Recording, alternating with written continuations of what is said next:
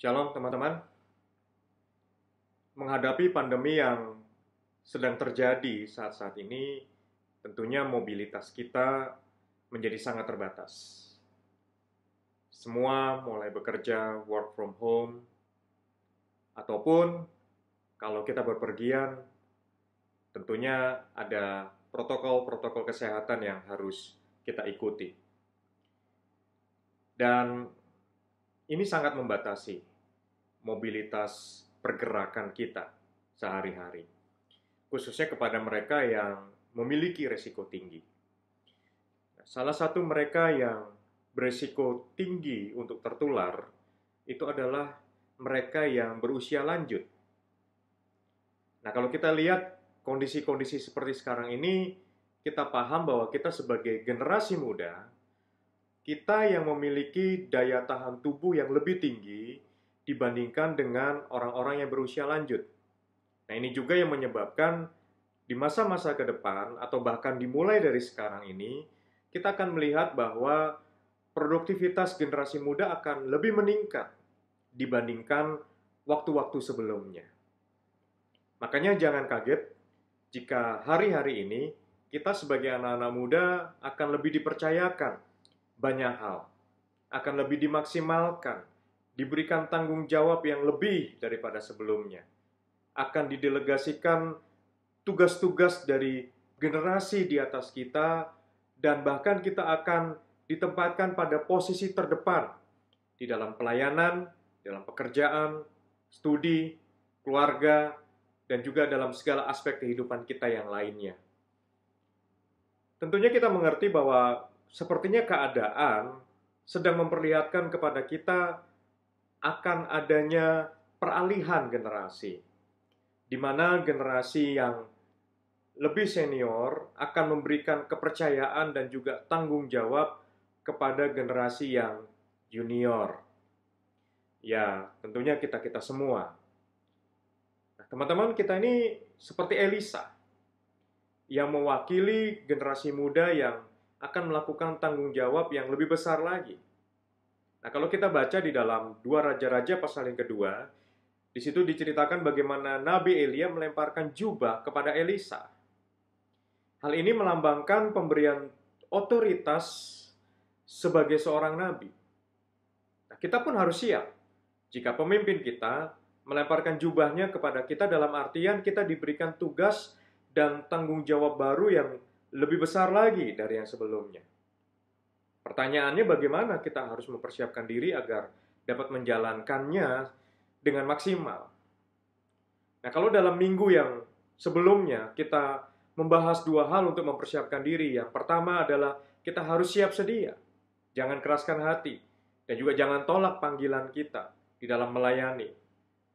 Melainkan taat dengan apa yang Tuhan kehendaki untuk kita kerjakan.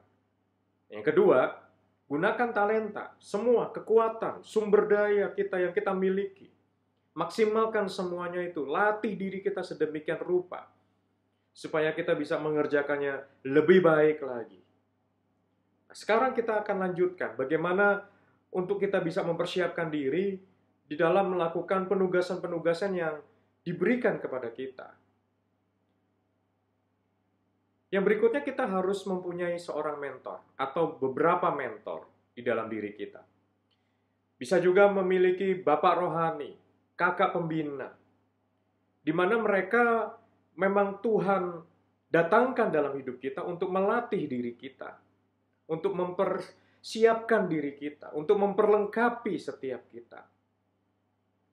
Di mana para mentor atau bapak-bapak rohani ini tentunya mereka adalah orang-orang yang sudah menjalani lebih dulu dibandingkan kita.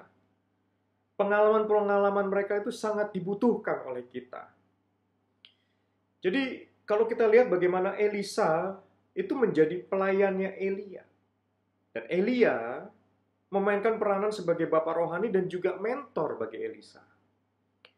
Elisa sangat setia kepada Elia sebagai nabi. Elisa dikenal sebagai yang dahulu melayani Elia. Jadi kita harus punya mentor rohani. Dan tentu saja harus bersedia menerima, melaksanakan bimbingannya. akan ada pembentukan-pembentukan, akan ada proses-proses yang terjadi dalam kehidupan setiap kita. Tetapi percayalah bahwa semuanya itu baik buat kita. Yang kedua, yang berikutnya adalah kita juga harus setia kepada otoritas yang Tuhan taruh di atas kita. Kita lihat bagaimana Elisa terus mengikuti kemanapun Elia pergi. Elia pergi ke Gilgal, ke Betel, Yeriko, dan juga Sungai Yordan.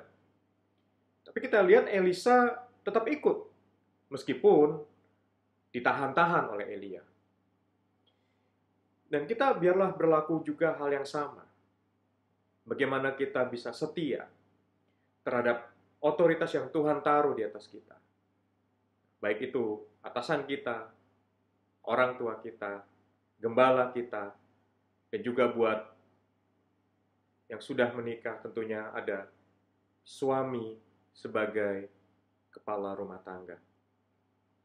Nah sekarang coba diskusikan bersama dengan teman-teman yang lainnya.